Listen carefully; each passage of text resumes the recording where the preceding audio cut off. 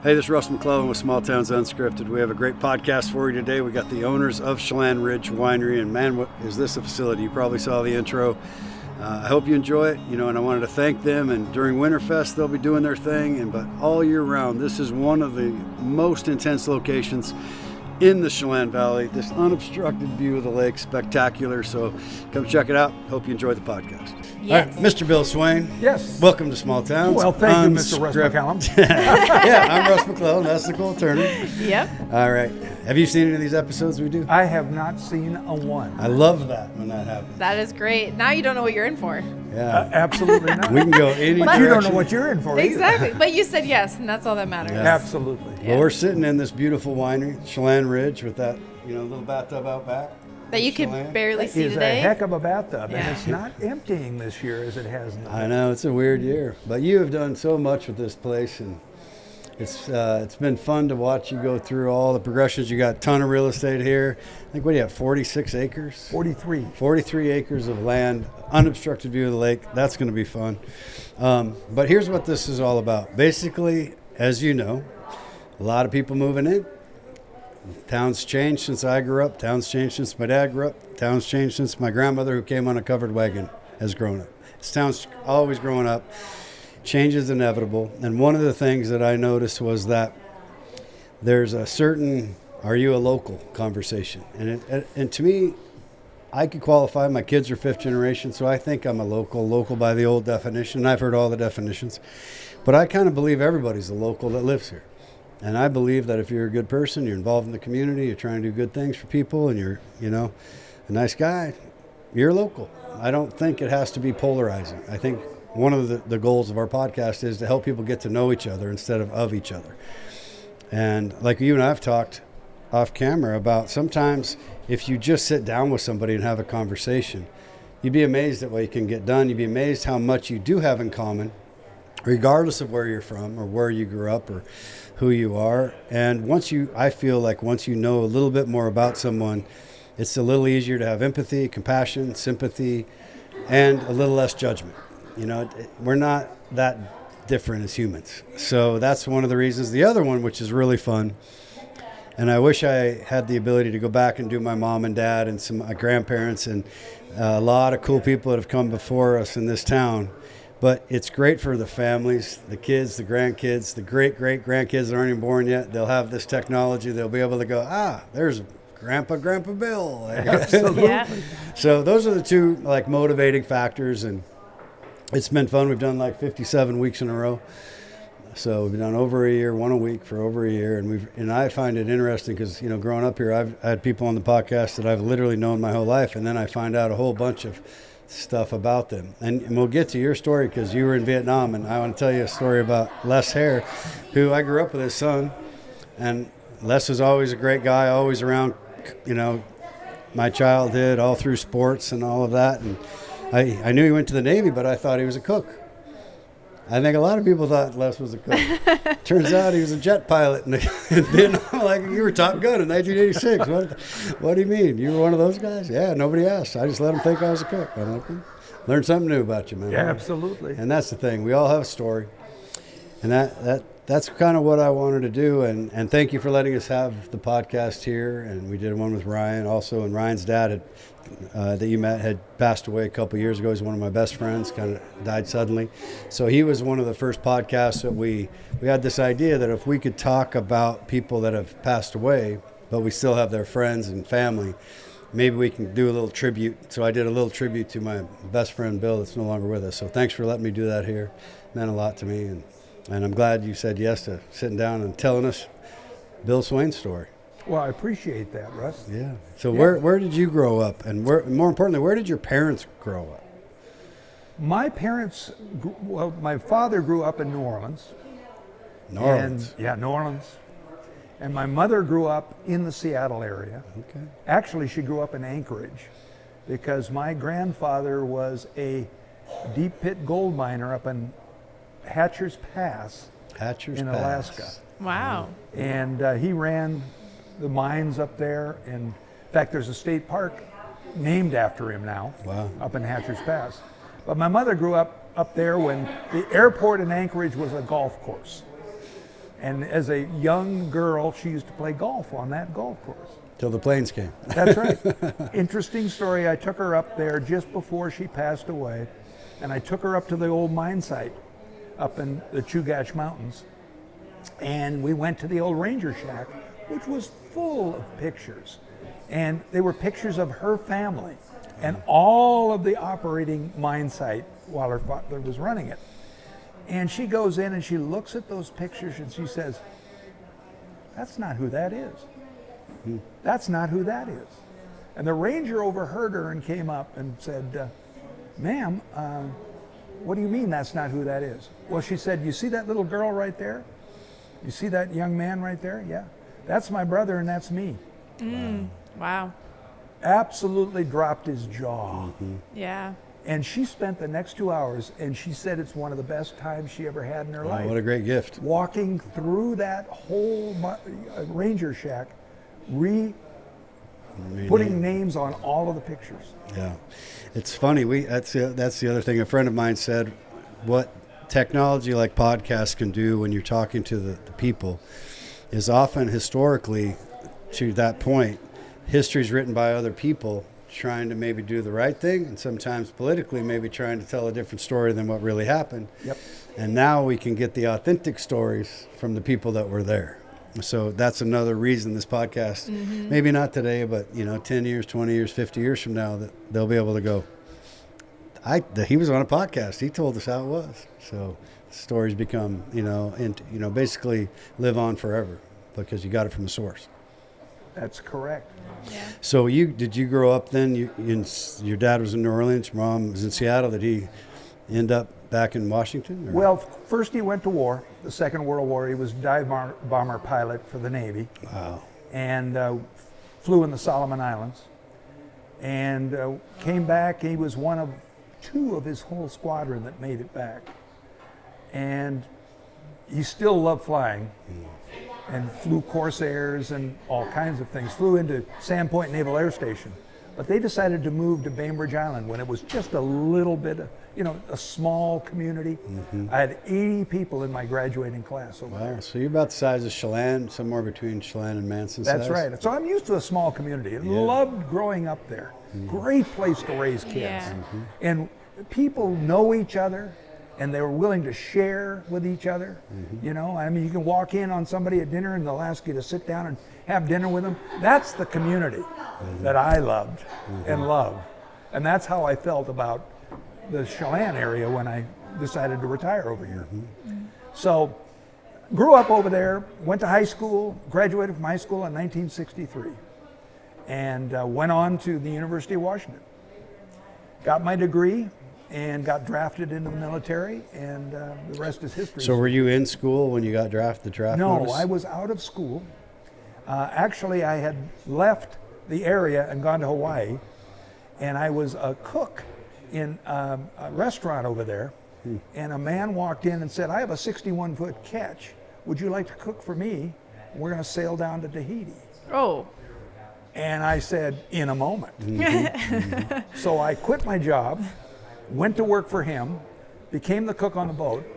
We went out to sea, and about 4 hours out to sea, I got deathly ill. And so I had this bag next to the stove, and I'm cooking for all of the people and throwing up in the bag the whole time. It took me 4 days to get over seasickness. Oh, really? Seasickness. But the mail caught up with me when we got down to Tahiti, and they sent me, I had a draft notice in the mail at that point.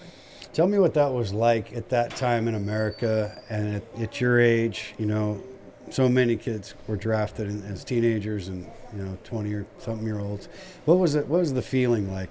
Was it like shocked and like what the hell's that? Or it was we were used to it, because everybody got drafted. Everybody knew that they were on the draft rolls, so it wasn't something that shocked us. Were we worried about it? Yeah, I guess so.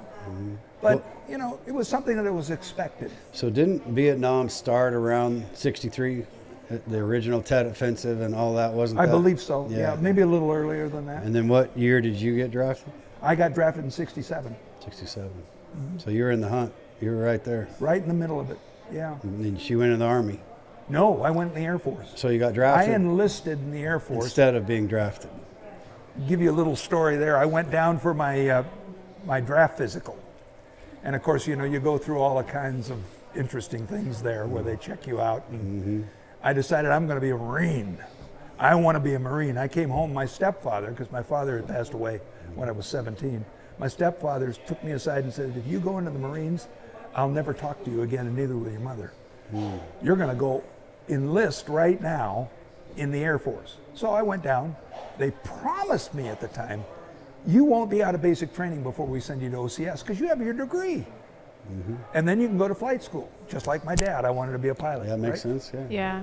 So I went to basic training in Lackland Air Force Base down in Texas in the middle of the summer, where we're out running with 40-pound packs on our back in 105-degree weather. I went in at 220. I came out at 160. Lean, mean fighting machine. Lean, mean fighting machine. And they put me in what they call the casual barracks to wait for my assignment. I said, "Well, I'm going to OCS." "Well, not yet, sir." They came back and they sent me to language school at the Presidio of Monterey. I had no aptitude for languages. Of course, back then, you had to have 2 years of languages to graduate from college. I barely got through that. And it was really quite interesting. They sent me to language school in Presidio of Monterey, where I played golf every day, where I went to language school. I became a Romanian linguist. Okay. Yes. Well, that'll help you in Vietnam.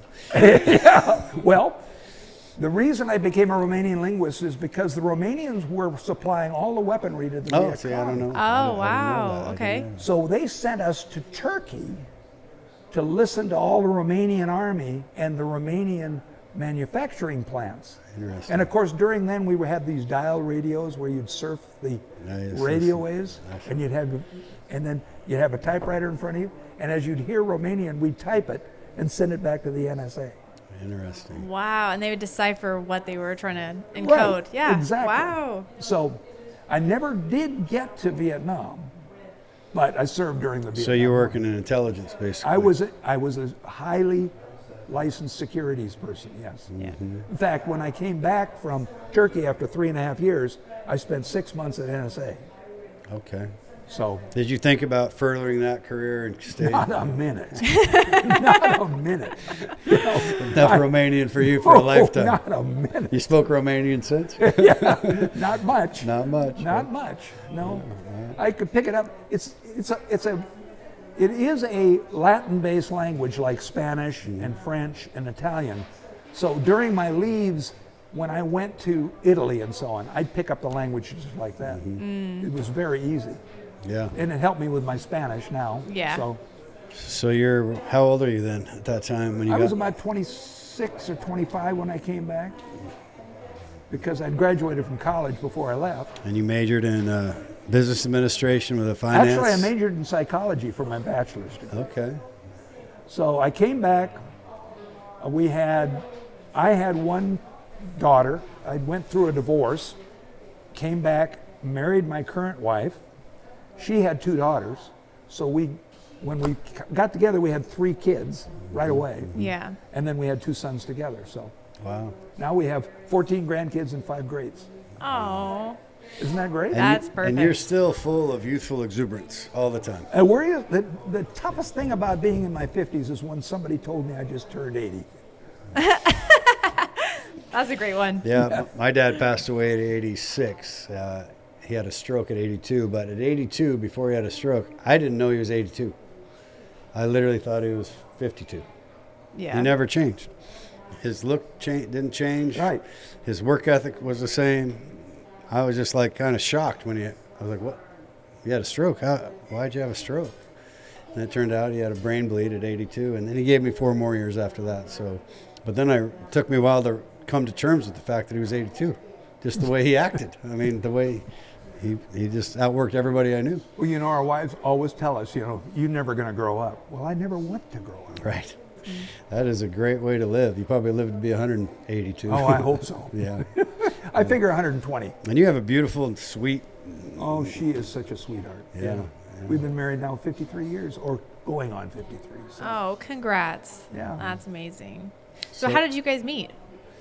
we met when I was working in the insurance business. She worked across the hall. So when we'd pass in the hall when we were going to the restrooms in front of the elevator banks.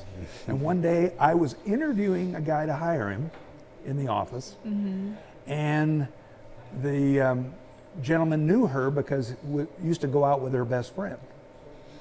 So he said, "Hi, Candace," and Candace came in, and he introduced the two of us. I'd already seen her and noticed her, but had not had the guts to say anything to her. So. I was thinking maybe you kept trying to sell her insurance, and he goes, "Bill, I can't buy any more insurance. We got to go out on a date." That's an interesting point, Russ, because today they'd never get away with it. But when I started dating her, they fired her because it was a competing insurance company. Oh. Can you believe that? Wow, how times have changed. Yeah, they have. So she went to work for me. There you go. Must work out. 53 years later, you're still working together. Absolutely. Yeah. So what's the coolest thing about being in business, working together with your wife, Candace? What have you... The coolest thing is about we always know what's going on.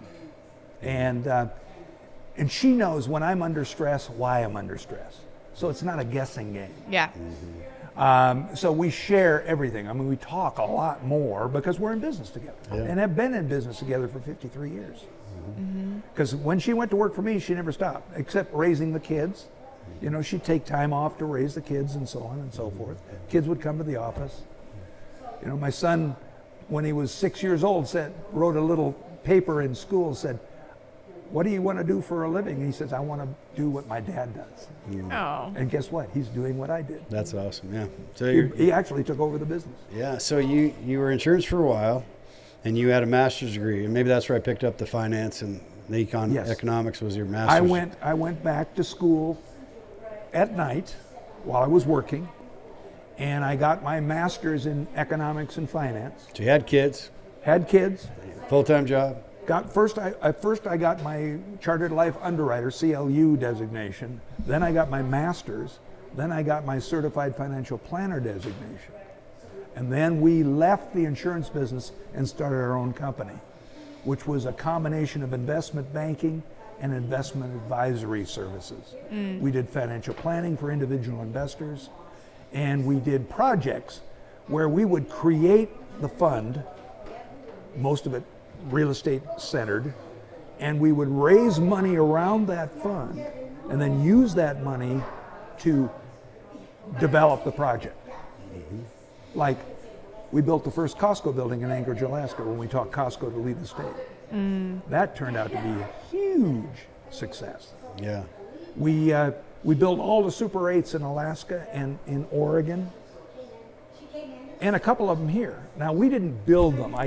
That's a misstatement. We raised the funds and then hired the people to build them. Yeah. So was your goal or your objective, you had people that brought their, they had money to invest, they want to invest it, they want to get an IRR of a certain rate, which basically led to a certain risk premium attached to certain investments. And they were looking for cash flow. Cash flow. Because everything we did generated cash flow. Got it. So they were looking, like with the Super 8, we were getting a 20% return annually. Plus we owned the properties. Wow, that's perfect. So the tenants paid the mortgage. Yep.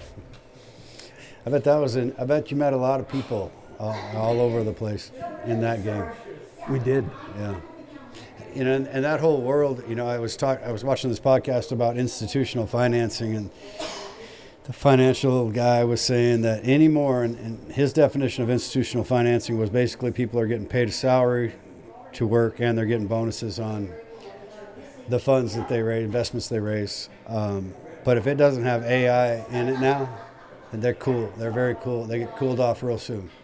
Almost all institutional funding, this podcast, I don't know if it's true or not, but it's interesting what AI is doing to all businesses and how they're trying to incorporate it all. It's tough to compete with AI because AI can go out instantaneously and gather all of the historical information that you use to base your decisions on. All of your business decisions, all your going forward decisions, all of your IOR decisions, everything is all consolidated. I mean, we used to by hand try to figure out what amortized return on you know, a $1 million investment, you know, all of this stuff we had to do it by hand. I used to use a big yellow pad and do all of that figuring, and then I got my Wang computer with his huge disc, and then I bought the first IBM laptop. I paid $10,000. This was back in 1973. Jeez. $10,000 for a laptop, and that had less information on it, but boy, it was better than a calculator. I bought an IBM 286 in college, and it was like $3,000, and that meant 286 kilobytes. I don't even know. And what we you're saying. operated on DOS. Yeah, now we're talking 285 gigabytes, which is It was 1,000 unbelievable. megabytes, and Yeah. 1,000 megabytes is a kilobyte. But back then, I mean, man, we used to wait 15 minutes for it to do a calculation, and we thought that was light speed. Unbelievable, yeah. Yeah, because you're not doing it by hand. You're like, No. my wrist is feeling better. It's unbelievable. I bet when you came into the 56K modem, when the internet came out, it was like the dial-up and make that funny noise, and you put the phone down on it. And I had a television that was the computer screen and a Timex 1000 in the 8th grade, and I was all into programming, and I was like, why didn't I stick with that? You know, There's little Microsoft companies right over there. I could have worked. exactly. I should have taken my student loans at Central instead of getting a degree, just invested in Microsoft stock. Would have been it. Yeah, so when you were in that, the business that your son took over, when did was that the business that then took off into the 1031s? And Yes, it about, I would say, 2000. I remember I left the business I had raised a bunch of money to fund a technology company in Silicon Valley. And then I went down to protect my investors' money and became the president of the firm. And it was a public company. It was called Telegen. And we were building flat panels with CRT technology. Now, this is AMLCD is what really took over, which is the flat panels today. But back then, you couldn't see anything from the side. I mean, you had to look directly on it and that sort of thing. And our energy output was 1/5 what it was for AMLCD. But the problem was we couldn't raise enough money to compete. But I ran that company for 2 years down in Silicon Valley. And at the end of 2 years, I had a CEO. I was the president. I had a CEO that we didn't see eye to eye, and she wanted me to go on CNBC and tout her leadership. And I refused to do it, so she fired me. So I came back and went back in the business. At that time, the syndicated 1031 exchanges were taking off. What I mean by syndicated is that they were putting together partnerships that qualified for 1031s, and you could collect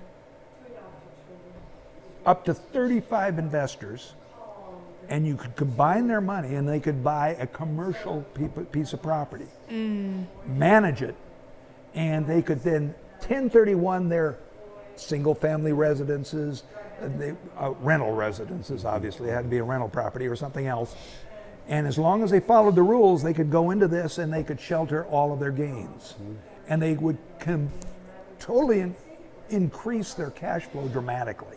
Wow. Because they had Is a that where lot of dormant student- cash like, flow. I heard a lot of student housing was built on Student housing on that was model. built on that. There were a lot of office buildings built on that. There were a lot of shopping centers built on that. It's frankly how a lot of these shopping centers down in California really took off. And we made a lot of money in that business for our investors. And then 2008 hit. Oh, there's that thing. Oh. I remember that. Yeah, We all and do. Such a good time. And 2008 is when, the markets came crashing down because everything was based on mark-to-market accounting principles. And they had something called FASB at the time. And if you were a financial institution and didn't have enough reserves to cover your commitments, they would say you were underwater and they could shut you down. Funny how it was all government imposed. Now that's my opinion. Sure. But and that's where a lot of the banks went under. They had bad debts, toxic loans, and then all the mid-sized small guys got axed around the country. yeah, and the big guys And benefited from then it. toxic Too asset, big to fail. the TARP right? program, toxic asset relief program from Mr. Obama. It came was in. interesting. Yeah, and then the presidents of those big banks made big bucks because they got to write off those bad debts got paid by the government. And it's fascinating. I mean, The Big Short, the movie, it's kind of a great movie if people haven't seen it, about the 2008 financial crisis and how it all happened with mortgage-backed securities and that competition. Well, those mortgage-backed securities were what funding all these 1031s. Yeah. Yeah. And when they went under, well, the 1031s all got called. Yeah, it would have been an interesting, I have a finance degree from Central and loved economics, so I took a lot of minor in economics, took a lot of classes. I think I was a couple more, and I could have been an economist if I wanted to stay. And that was just fascinating to learn about, especially international economics. It just goes on and on and on, that world. But what's interesting is at some point, nobody knows anything. It got to where the financials in that time in history were so radically different than any other time in history that what principles of investing could you use? Because even in the real estate business, are you going to play that game? Because you can play that game, make a lot of money, but there is going to be an end to that game. And nobody knew when that was coming. They knew it was coming, but it lasted a long time before, 6-7 years. It was pretty much, and then when stated income loans came into play, where if people don't know what that is, it meant you don't have to state your income. You have a credit report and a job. How much you want? That's right. It literally got that And people crazy. were buying properties and houses. 130% loan to value. Yeah. You know what that means? You borrow 100% and you get 30% back. Exactly. Like, it was crazy. And who cares whether you can ever pay the mortgage? Yeah, there's people that never planned on paying the mortgage because they were flipping so aggressively. Oh. If everybody in the United States that has a credit report and a job can get a loan, you have a lot of buyers. And so you can imagine this artificial fueling that took place until it just overheated. And I remember when Lehman Brothers collapsed, and I think it was like September 13th, 2008, when they went down, when they were the reinsurance companies, and that was one of the first to topple the whole. It was just a house of cards, as we know now in hindsight. And Washington Mutual. So they had $4 billion in reserves. Yeah, and they went out. Well, the government pushed them out. Yeah, they were like the year before. They weren't insolvent. I think the year or two before, they were ranked the best bank of their size in the country. It was crazy how well the stockholders were doing. And I actually met a gentleman that was a plumber, and he would just take his checks and put it all in Washington Mutual stock. And then one day he went to the bank and it was locked. And he had like $1 million in stock in the bank. And he was like, why is it locked?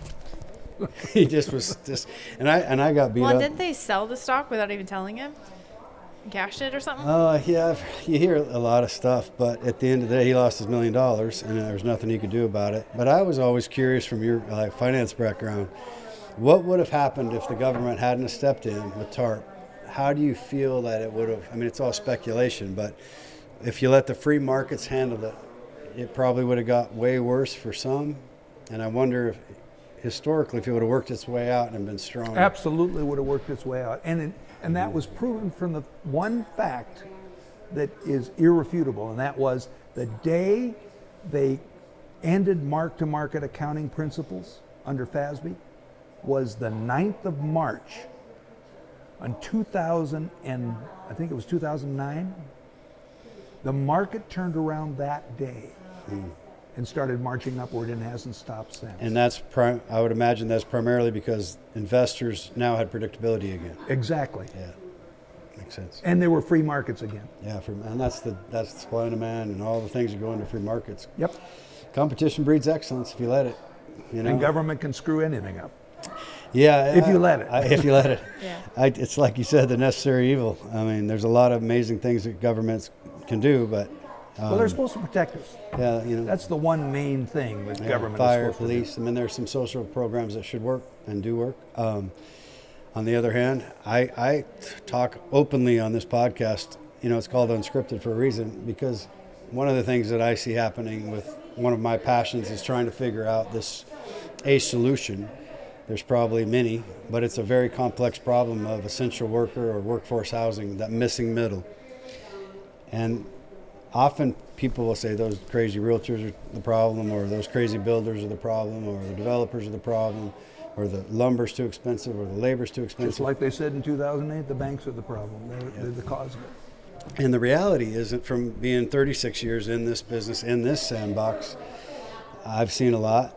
I've seen this town change a lot. I've seen a lot of markets come up. I've been up, I've been down, I've been up, I've been down, which is entrepreneurship 101 sometimes. But I just wonder if the bureaucracy, what I've seen change in my career, has gone from a place of common sense to, from my perspective, there's a lot less common sense in the bureaucracy. And it's not that any one individual is to blame.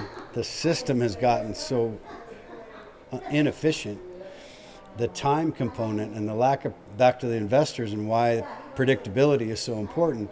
Eventually, if you say we're going to remove predictability from the development world, it's not by the time the lot's built, it's all the investors running away saying this is simply too risky because I'm not going to get into a project and spend millions of dollars on something, and then halfway through you say you got to build a sidewalk to Seattle to get approval. It just doesn't work. And then when you have all the power and all the agencies, I mean, there's examples where it used to be a year to get a permit on like a water issue, cost $100,000. 5 years later, it's now 2 or 3 times that, and 2 or 3 times the amount of time. Not that anybody will commit to the amount of time. So you're talking about 3 years and $300,000 to get a permit just to get a permit, and you won't even tell me it's going to be 3 years. And I've always said if they would just say whatever it is, I mean, call it 3 years. Okay, well, let's actually be able to count on that, not 5 years. And that time in investing in anything, eventually they're just going to go to Idaho. And eventually they're going to go, I just need to know what the rules are, and then if I choose to follow them, you stand by it, I stand by it. But when it's a moving target, boy, investors, they just run for the hills. And eventually, if you don't have any investors, I can promise you, if there's never another house built, the ones that are here are going to be a hell of a lot more expensive. That's Econ 101, man. Supply and demand. Yeah, and then if you don't have any more investors and you don't have any more housing, then the people that do have housing are going to pay a lot more in taxes. Yeah. Because government can't make ends meet without tax revenue. Yeah, and I just look at it like the people you need to run a community, to run a town, that all the professional people, hospitality, cops, teachers, nurses, if they can't afford to rent and they can't afford to buy, they will not stay. That's right. And then consequently you end up hiring people that have access to a friend or have access to, but that's not what I believe should be. So my passion is trying to figure that very complex, very challenging problem out for this town that I love so much. And it's not an easy problem to fix. We're still working on it, but it's a passion project that we're trying to figure out different. Affordable housing. Yeah, I don't use the word affordable because I don't want to take away from the work that here locally like Chelan Housing Trust does, or Habitat for Humanity, or Section 8 housing, where the income levels are low enough where there is some government programs, even though those government programs have a lot of issues. And I'm differentiating between subsidized housing and affordable housing. Yeah. Affordable housing is housing that is built correctly, done well, smaller in size, but because it's smaller in size and because it's a little more dense, it can be more affordable. Yeah. And and it's all about the vernacular, right? So I agree 100%. And that's hard to do too, because when you're in an area historically, and this is kind of a real estate finance podcast right now, but I don't mind, it's unscripted. We have a lot of larger acreage tracts, and if you go back in time when the Growth Management Act in '99 kind of was introduced and eventually adopted, so they threw the old zoning code away with it for the new zoning code, everybody then was farmers, and these farmers were like, they didn't want the growth man, they didn't want Olympia telling them how to do anything, right? And they said that's not constitutional, and there was kind of a battle, and eventually the state wins, because they just said, well, we're not going to give you any money, and I'm shortening it, and then you have unfunded state mandates, and then all this, so politically they were like, well, I guess we have to play your game. We're just going to go 20-acre minimums, 10-acre minimums, which at the time, because the ag industry was very strong and small farmers were very stable, it made sense. They also paid 15 times per acre what they could pay in the basin to farm and have a business. And they always knew there would be a fallback position to sell real estate because they lived in a tourist town that was popular, unlike some of the basin, which is just thousands of acres of flat land, right? Well, now regulation. Eventually, it's not that easy to just take that 10 acres. You can't just cut it up into those smaller lots, which is good. I mean, I definitely personally see that's hard to do in certain areas. But if you don't have any areas like that, and you don't have any areas where you start putting pipe across 5 acres or 10 acres per house, guess how much that costs to develop? It's a heck of a lot more than if you had a smaller lot where you could provide a beautiful home, efficient floor plan. And so to me, it's like not without development, without proper development, without proper management. I don't see how. It's one of the challenges. Like, how do you fix a problem when you start out fundamentally flawed, and then you have all the special interest groups that don't want you to do it where it is zoned correctly, and then you have all that fight and litigation. And so it's a complex problem. But it's a problem that I'm very focused on, and it might take another 25 years. And you add to that the infrastructure argument that we don't have the infrastructure to handle the increase in population, and everybody it's. And there's some good arguments there too. I mean, traffic is a major issue, and so you have to figure that out. But if you just say, hell no, I don't want any more houses built, okay, that's fair. I hope you have your house. I hope you make a lot of money. I hope you can afford the taxes. Yeah, and the taxes, man. Holy crap. So anyway, we got off on a tangent, but I love this stuff. So you let me start talking. I'm a wind-up toy. Here, turn around. Let me pull the string again. Yeah, do it. Let's go. She's like, I hear this shit all the time. So anyway, back to your story about what happened. I know you have some I want to talk about Alaska. And I want to talk about, we've had some good conversations in the past about gold mines. Yes. Tell me about that whole world and what you were involved in, and your family. Well, back in the late 70s, early 80s, that's when the gold went from the $32 standard and it jumped to $800 an ounce all of a sudden. And everybody was thinking, oh man, well, Alaska's always been a frontier when it came to mining. And of course, my grandfather was big in the gold mining. Back then, he used to pull a big 5-gallon bucket of gold out of that mine every day. Wow. That, and can you imagine what that's worth in today's dollars? No. So I got a half a mine, and I said, I'm going to put a group together, and we're going to take an investment, and we're going to find some property up in Alaska, and we're going to do some placer mining. What is that? Placer mining is where you actually go into the bedrock, you pull out the aggregate, and you run it through a sluice, and you get the actual nuggets of gold from the sluice. That's placer mining. Placer mining is where you're not going down into the ground and digging tunnels. Okay. You're actually doing it all on the surface. Okay. So we found and actually tied up 18,000 acres of land in Fairbanks, Alaska, up what they call the middle fork of the Chena River. All federal land, but all you could set up claims.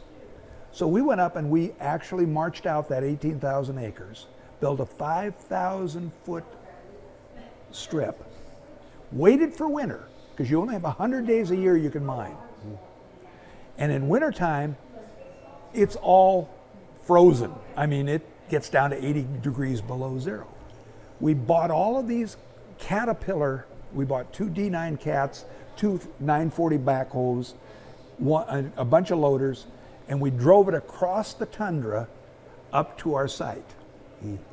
And in the summertime, opened up, bought trailers up there and everything else, and started mining, digging. We had 11 feet to bedrock. If you understand gold mining, that's a technical term. The bedrock is where you hit the solid rock. Right. And it was mostly garnet-filled aggregate. And we built this 40-foot-long trommel, which is a circular thing that just goes around like this. And we'd pick this stuff up and dig with the backhoe, put it into our loaders, put it into the end of the trommel, and then we'd have sluice boxes off the end of the trommel like this. And they'd all turn gold as the stuff would flow through. Imagine it. Yeah, I'm imagining it. Sounds like a great day It to was watch. wonderful. But you've got to remember one thing. The state bird of Alaska is the mosquito. Because it's permafrost up there, what I mean by the ground is constantly frozen, so all the water as the summer comes just sits on top of the tundra. It's a breeding And ground. it's just a breeding ground for mosquitoes. Yeah, well, So you'd go out there and your arm would be covered with mosquitoes. I mean, you just get covered with them. Now, we wouldn't wear nets. All we do is we take high doses of vitamin B. To the point when we got on an airplane to come home, everybody would say, "What is that stink?" That's us. Because we're emitting that vitamin B out of our pores. Wow. Right? But the mosquitoes wouldn't go near you. So we could go out in the middle of all that mosquito infested area and no mosquitoes would ever bite us. yeah. Dang. So, yeah, we did that for 2 years. And it really went well for about that 2 years. And then all of a sudden, gold started to drop in value. And so we shut her down and took all the equipment out. And that So was the what- end of our gold mining. What is it now? It's still a mine. We still have about 1,900 claims up there. Wow. But You need a reality TV show. That's what you do with mining now. that's right. Well, you've seen the reality TV Yeah, show. yeah, they're doing Well, that. that was us. That. I mean, we were doing exactly that. We were right on the Chena River. That's fun. So we go out, and of course, in the summertime, it never gets dark. I mean, the sun comes from this side, it goes over like this, and then just goes around and comes back up again. Yeah, Oh, I would wow. So imagine it's if you're light. We'd play golf at 3 o'clock in the morning. They're playing baseball. You know, baseball teams are prolific up there in Fairbanks. They'll play baseball all night and then go to work the next day. That's fun. Drink a lot of beer. Yeah, softball's popular too, probably. Yeah, it was Forever and ever. yeah, forever and ever. Yeah, I bet that's an addiction. I mean, if you really want to be a gold miner, I bet that's a rush, that gold rush. Seeing that gold. Well, that's the thing, is just seeing it. That's my dream right there. Just seeing the money rolling. Well, then we take the slag, which is the stuff that came off after we got the big nuggets out and everything else, Yeah. and we'd crush it all up. And we had these wheels, which were like just a rubber wheel like this that went all the way around, and they be this big, and they go around in the tent. And we take that slag and we throw it on the wheel, and the wheel would turn gold with gold flecks. And then we fill it with a bucket. I tell you, one day, this is before security in the airlines. I was getting on an Alaska Airlines flight and I had a briefcase. And they said, "What's in the briefcase?" So I put the briefcase up and I opened it. I had 17 and a half pounds of gold in the briefcase that I was bringing down to process. Yeah. You're a confident guy. Nobody's going to mess. What's in that briefcase, my man? Could have gone south. I would not do that today, but I'm glad it worked out for you then. Yeah. So that was that part of the investment Yes. companies? So Yes. I bet it was fun to sit there and think, what are we going to invest in? Like, what is our rules of engagement? What are we looking for? And Our investors did not make any money on that investment. yeah. And they're like all investors, they're educated, they're sophisticated investors, they're qualified investors, and they know the risk. We call it an accredited investor. Accredited investor, yeah.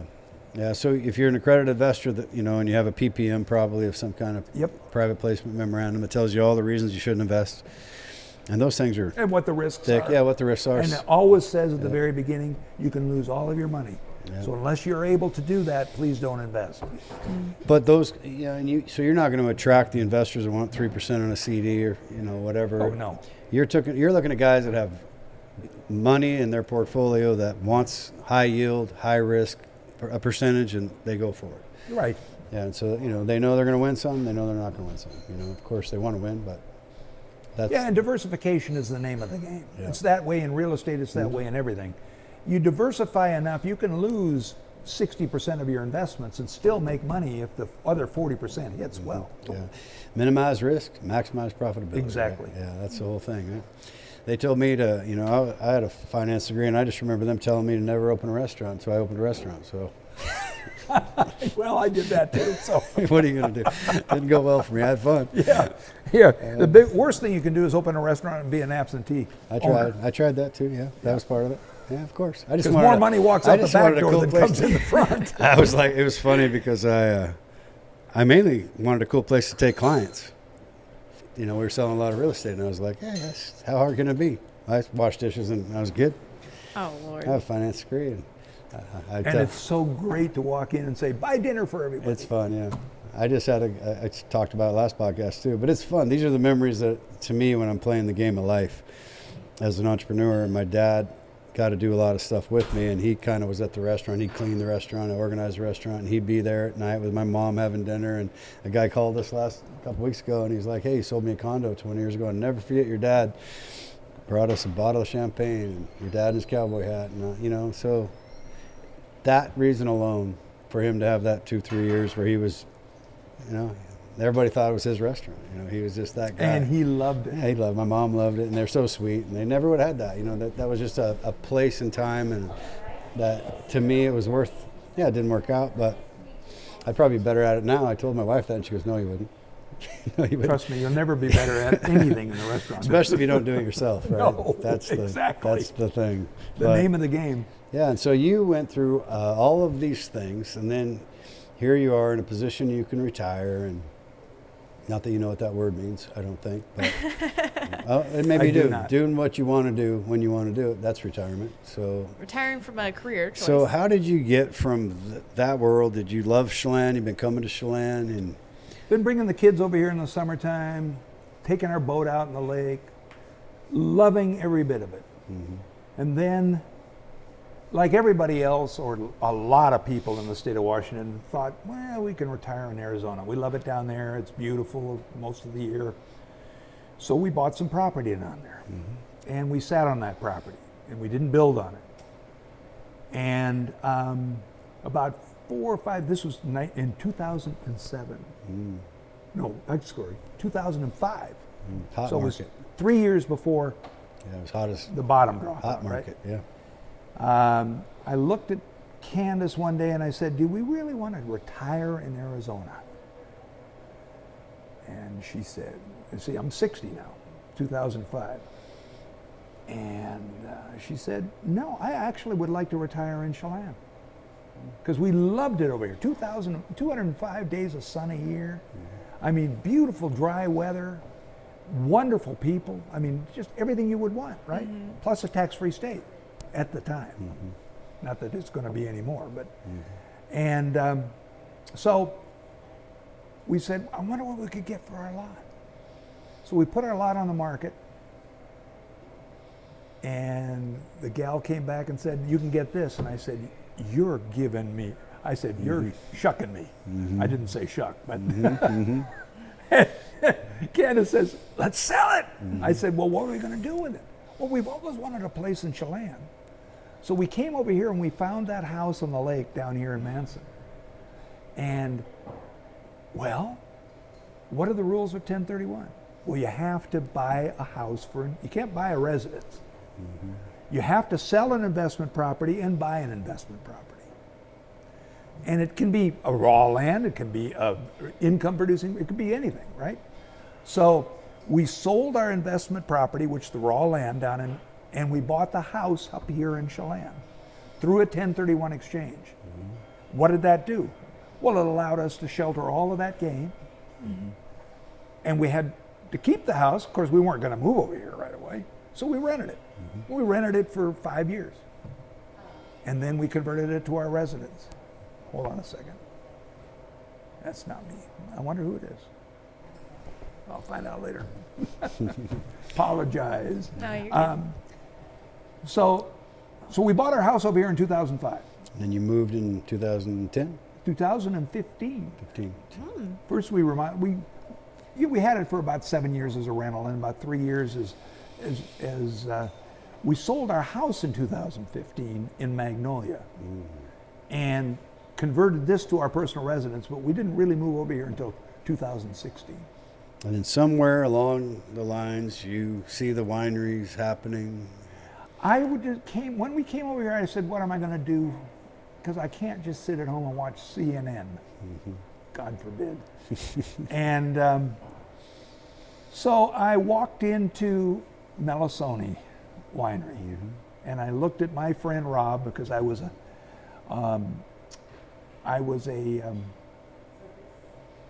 wine club member of his for many years. And I said, Rob Mead's your new marketing director. And he said, you come to work for me? I don't know if that's exactly how the conversation went, but close enough. I said, in a minute. And the next thing I knew, I was working for Rob. Yeah, he does a good job. Yeah, It's cool. and he does a great job. It's great wine. And I worked for him for almost 4 years, 3.5 years or so. And during that time, loved every minute of it. I mean, he is a master marketer, and he makes, in my opinion, still the best wine in the valley. And he and Donna are just salt of the earth people. Yeah, they're just great people. Yeah, I'd love to get them on the podcast. That'd be Oh, they're so much fun. Yeah. They're just neat people. Honest as the day is long, and great winemakers, and outstanding, just wonderful people that I'm privileged to call friends. And they helped me a lot. And then I was told by one of my former investors that this place was for sale. Now, he was also a 747 pilot, as was Henry Munnicky, who owned this place. Yeah. And so he said, did you know there's a winery in Manson for sale? I said, I'm not interested. He said, oh, come on, take a look at it. I said, okay, where is it? He said, it's up on Swartout. I said, what's the name of it? He said, Chelan Ridge Winery. I've never heard of it. I was driving this road every day. Looking up here, I thought this was a big house. And the rest is sort of history. I signed a binding letter of intent, which I always did with my, when I was doing projects. And we negotiated for 9 months, mainly because when I asked Candace, do you want to own a winery? Her first word out of her mouth was, no. Yeah, sounds like work. I never want to own a winery. Just stay working for Rob and Donna. You're having a blast. I said, okay, well, I'm just going to take a look at the place. And she knew what that meant. Yeah. I'm going to do my due diligence. And when I saw the real estate, I just said, I've got to figure this out. Would you have bought it without 40 some acres of land? No. Yeah. I never would have bought it. Yeah. You have some of the best land in the valley. I know. And I never touched it without the 43 acres.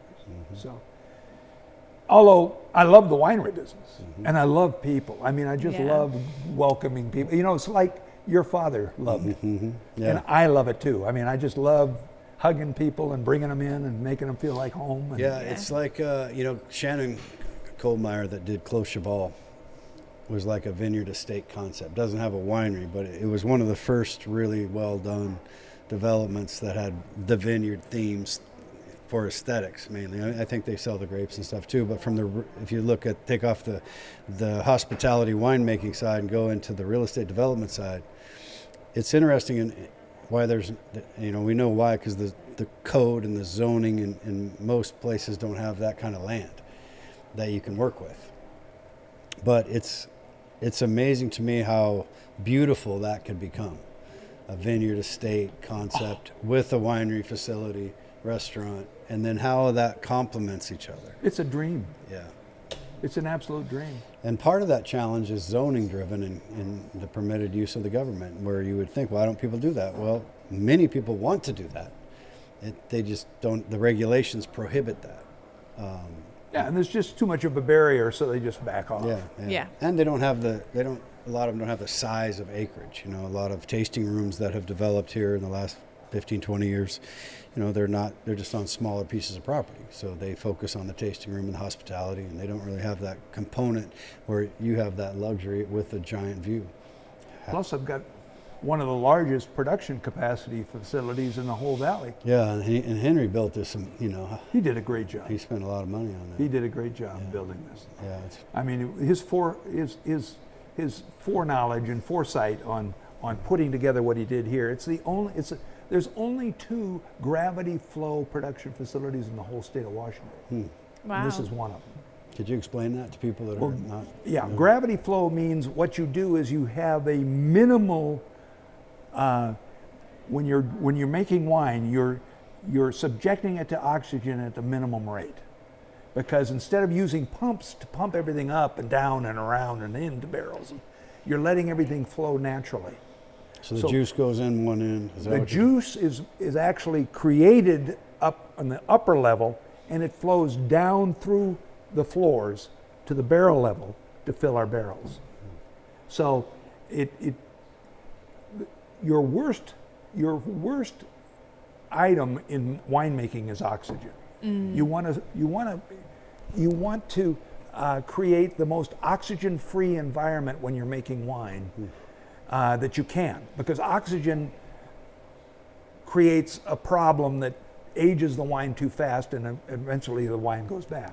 That's why you've got corks in wine. I see. I leave a bottle of wine out, oxygen hits it, it's no good. That's right, and you want the cork to constantly be wet, so it's constantly swollen, so no oxygen gets in the bottle. It's the same way with the barrels. You cork the barrels, and you make sure they're constantly full, because there'll be some evaporation, and you don't want the evaporation to go so much, so oxygen forms in the barrels, and that ruins the taste of the wine. Wow. So you want that oxygen-free environment as much as possible. So Pepper Ridge and Chelan Ridge are the only two wineries in the whole state that are gravity flow. And why do you think that is? Just the design of the building? Yes, it's all designed that way. We go down 3 stories here, and our lower 2 stories are just solid concrete, so they're naturally climatized. So they stay at 60 degrees summer and winter, which is good for wine storage, because another thing about wine is you don't want a variance in temperature, because that also affects the wine. So you want the constant temperature when you're storing your barrels or storing your actual inventory of bottles. And that allows it here. Yeah. Well, you've had a lot of fun with this place, and it's an amazing facility. You've probably learned a lot since you started. It's been an MBA in winemaking. Actually, an MBA in business. In business, yeah. Yeah, because you still have all of those different components of business. You know, you've got your employees, you've got your farming, you've got your winemaking, you've got your retail, you've got your wholesale, you've got your events. All of those things together are what help you to become profitable. The average winery won't be profitable for the first 8 years of existence. Wow. And even then, if they're profitable. And the margins are small in restaurateuring, it's probably the same in any hospitality-driven sector. And I have a question about economies of scale. In the beginning, I was here. I think I gave a speech to the first Grape Grower Association meeting, and there was like 6 of them. And I gave a talk, not a speech, more of a talk to them about tourism, real estate, tourism, and agriculture, because I grew up in ag and I was in real estate. And that was like Bob Christopher and Steve Clute and Bob Jenkelson and some of those guys. Oh, some of the godfathers of the wine business. Yeah. So, I've been in real estate since '89. And it was interesting to see, okay, then you fast forward and now it is, I don't know, there are 40 some tasting rooms and wineries in the valley. Yeah, somewhere around there. So I know, like in a golf course community, you have built a golf course. That's great. You build 18 golf courses, now you're a golf course resort. Now you attract people that can come and stay for a week and play all the golf courses. And then you can run into, I would imagine, a diseconomies of scale where your absorption of people and wineries clash. And then nobody makes money, or the spread's so thin with the dollars that are here.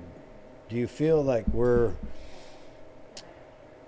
at a point where we have a lot of room to grow in that business with more, or do you feel like, and the reason I say that it might be possible is I remember going to Penticton, and their apple industry had kind of suffered based on their climate and other factors in Canada faster than we were. We were more insulated with Reds and Goldens, and our growing up, this was the capital of the world for that for a long time.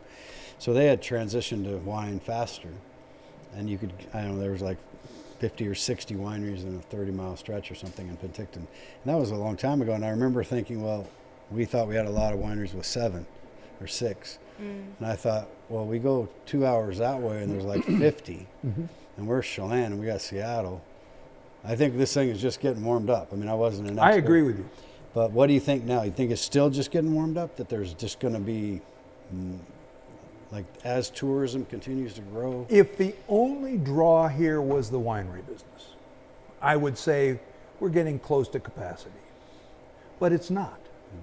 We have something Napa Valley doesn't have. We have something Red Mountain doesn't have. We have something Yakima doesn't have.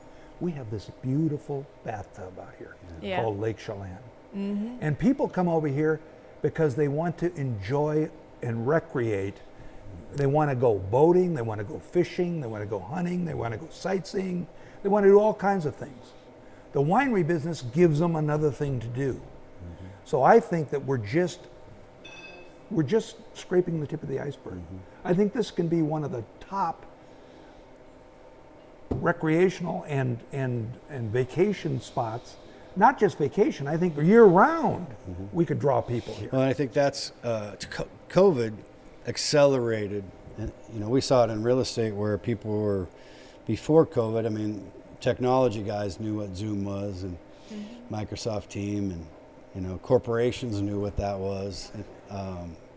After COVID, during COVID, everybody learned. A hair salon knows what Zoom is. I mean, yoga instructors are on Zoom, trainers are on Zoom, consultants are on Zoom, doctors are on Zoom. My wife had a doctor appointment, and the doctor shows up. They roll in a screen. The doctor shows up on the screen in the city, and specialist, and she's just talking right to the camera, right to the screen. So, my point being, there you have now this buyer that has decided after COVID, that forced COVID adoption of technology and working remotely, more people are now buying homes year round that are younger with children and working from home, and adding, maybe one person's working in something here, another one's working online, or maybe they're both working online from home. That wasn't really a mainstream thing until 2020 here that I saw in the real estate business. But now I see it, and now I'm saying these shoulder seasons are not just shoulder seasons. We're dealing with a new buyer since COVID. That's the primary resident buyer that's younger. We had the second home buyer, we had the retiree. That fueled the market for a long time. So now we have this new, I call them a new species for this town. And that's another challenge in the economics of pricing, because now you have people selling their primary residence and they got a bucket load of cash. So it was bad enough when it was just second homes. And I say bad enough meaning the prices were high when it was being fueled by second homes and retirees. Now there's another species, and that's a primary resident buyer that's sold and has equity and can come buy whatever they want. That gentrification issue. That's happening across the country. So from a business perspective, it has a double-edged sword depending on how you look at it. But I could see where this industry, now that you have money year round, that was one of the challenges when I did the restaurant. It's like, I tried to do some cool stuff, but about 100 days of summer, it was the vast majority of money. I tried to stay open the whole time, and that was hard to pay people enough money, and it was hard to make it because it was so seasonal. And do you think that's going to continue to evolve, where it's not as seasonal? It's more year round. Yes, and there's a hidden gem in the Lake Chelan AVA, and that is 2 out of the last 4 years we've been Washington State Winery of the Year here. I know Chelan Cellars, Cillian, Bob Jengelson won it 1 year. Rob won it the next year. And there's a reason for that. The quality of wine coming out of this valley. We're the second largest winery making state in the whole United States. But the quality of wine coming out of this valley is really coming into its own. We have the soil that no one else has. It's a combination of glacier till and volcanic ash. And that's why the apples grew so well here. And that's why our grapes grow so well here. But they not only grow well, but it gives them a distinct texture and flavor that you can't get anywhere else. And as we become better and better as winemakers, our winemaker, Jeff Crowder, for instance, is a young man, but he's really coming into his own. And we're winning a lot of awards because he makes. Rob is a phenomenal winemaker. And I mean, he has great grapes, a great foundation for his product. And that's becoming recognized, not just in the state, but throughout the United States. And I think you're going to see more and more people wanting to come here for that reason as well. So correct me if I got this wrong, but the AVA is American Viticultural Accreditation, and that has to be a specific, unique growing set of circumstances to your area that's not like any other area. Correct. And in our area, if I'm not right, isn't the AVA under 2,000 foot elevation, and it's the heat units, evaporation from the lake? Correct. It's the lake effect. The lake effect. So describe what that means. Well, that layman's terms. moderates the climate. So we have more growing days than much of the rest of the Columbia Valley. Got it. So the sun really affects us, but it would normally get up to 110, 115 degrees, and most vines shut down at 102. And that means they stop growing. It will hold that temperature down because of the lake. Or when it gets really cold, it holds the temperature up because of the lake. So now, even though the vines are dormant, this is one thing that I'm a little worried about this year, because 2 years ago we had no snow. And then it dropped to 9 degrees below zero for almost 2 weeks. Right. Yeah. It shocked the vines. Yeah, So they didn't bud in the spring. And there's no insulation on the roots. No. And We need at least a foot of snow around our vines in order to protect those. that's those just vines. heat insulation. Right. Right. And that happened in the apple trees in the 60s too, where it got super cold. And I think it was 68, 69, where the trees got there was a year that had too much snow, and there was a year that got super cold and it killed the vast majority of apples. And that was with a ton of snow, so you can imagine but typically that moderate climate probably affected apples the same in some ways, similarly to the vineyards, making this just geographically a cool place. Among other things. Yeah, right. Like the people. Yeah. And I talk about that a lot. One of the things I encourage people to I've been bringing people to this town for a long time. Grew up in this town. Change is inevitable. We talked about that, but I think it's important to always emphasize that the vast majority of people that move here are good people, and they want to give back, and they want to be involved, and they have resources, and they have time, and they want to integrate. And I hope this podcast continues to help people feel that way. And the people that don't feel that way, that are pissed at the traffic and they're upset at the change, I get it. I mean, if it was I had a great year in 1987. I was a senior in Manson High School. I was playing football. I had a great time. My dad always wanted to go back to 1952 when he graduated high school. Shit, if we could freeze time, I would be all for it. It's just the inevitability of growth means we should manage it. And I had a great podcast with Jeff Cronwell. We did. It was KOZI and Tech Cup, and he's involved in Manson. And he's like, if something is inevitable, you should probably embrace it and try to manage it and get involved. And if there's something that you want to see happen, that's exactly the time to do it early. And because that leads to more predictability. And what I think hurts more than that hurts the people that really probably don't feel a benefit to growth, that are working their butts off, 2 jobs, trying to make ends meet, get kids to the ball games, and it's tough economically. Grocery prices are incredibly high, gas prices are incredibly high, taxes are incredibly high. So they feel exhausted, and I totally get that. The problem is if we don't find a way to provide a balance to supply and demand, it's going to get worse, not better. So this ostrich approach, or just being angry, it actually creates an environment where the people that have their big houses and their big infinity swimming pools and have all the money, they're cool with it. They don't need to live off of it, and so it actually hurts the people that are actually feeling like they're being hurt right now. But I have a feeling it could get a lot worse. And I tell the story about Jackson Hole, Wyoming a lot, because I've been hunting there a long time.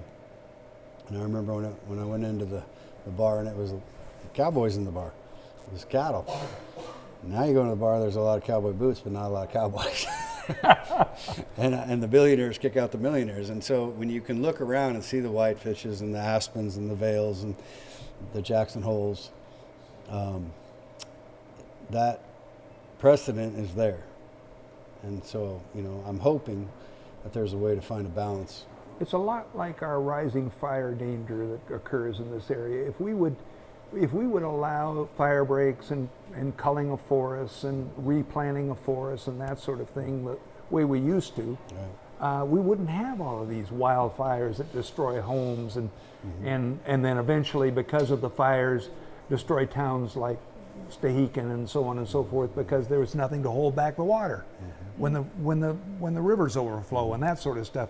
It's a snowballing effect that if you just are reasonable and embrace growth and embrace it in a way that is manageable, so that you know, you get some of what you want, and other people get some of what they want, but you don't try to hold it back. Yeah, and I think that's the key point where it's not an and or.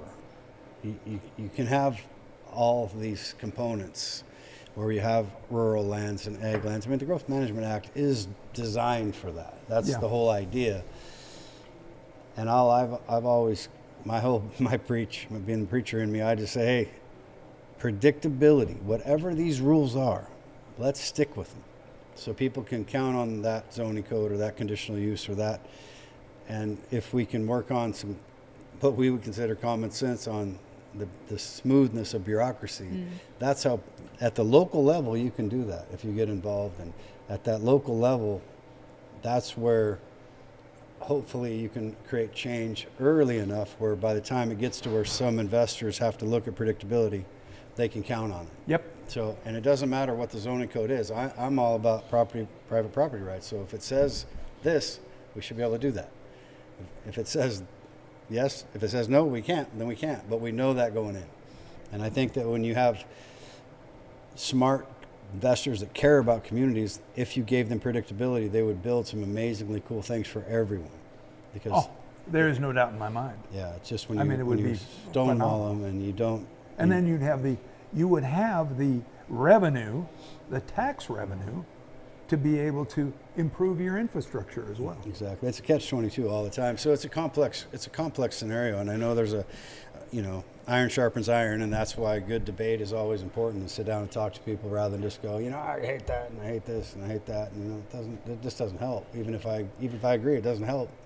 So hopefully this podcast and people like you that bring a 52-year-old energy every day of the week, it's going to get better and better and better. Absolutely. Yeah. What's in the future for Bill Swayne? And Candace? Well, what's in the future is lots of fun.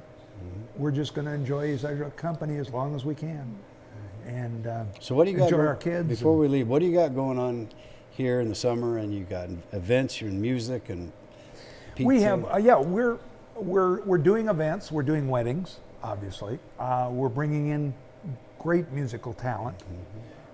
We have a great venue for that. We want to do a number of other things, but one of the things that we're really getting involved in, and this is a nasty little secret in the winery business, I think the number is about 70% of the wineries in the country don't make their own wine. Oh, yeah. So they're not technically an estate winery? No, they're not even, they just are a retail outlet. Oh, I see. They buy the wine's made over here and they just bring it in and sell the bottle. The wine is made over here and they bring it in and put their own label on it, and it's sold as their wine, but they don't make it. I see. And so a growing part of our business is making other people's wine. Oh, I see. We have the facility to do it. I have the winemaker to do it. I mean, he's very good, and I'm learning from him every day. So what we hope to do is expand that side of the business, because that can bring in a lot of revenue that'll help us grow in other ways. And then save that entrepreneur that wants to open a retail tasting room, restaurant, whatever it is, Right. all the costs and infrastructure and expense that probably buries their retail side. Exactly. Yeah. And very few people have the stomach to be farmers anyway. Yeah. Yeah. Yeah, I just bought 15 acres of orchard. I don't know. I thought I was done with that. It's a total different business. Yeah, It's one where you got to get dirty every day. Yeah. Well, this has been a blast, Bill. I appreciate you hanging out with us and letting us do the podcast. Well, thank you, here. Russ. Appreciate it. Fun. And Looking sharing forward. your crazy cool story. Yeah. You've lived a lot of lives. Yeah. No kidding. I think Some he has- people say that. I think he has even more lives to live, too. I think so. At least 20 more. All right, that's it. Signing off from Thank you. Small Towns Unscripted.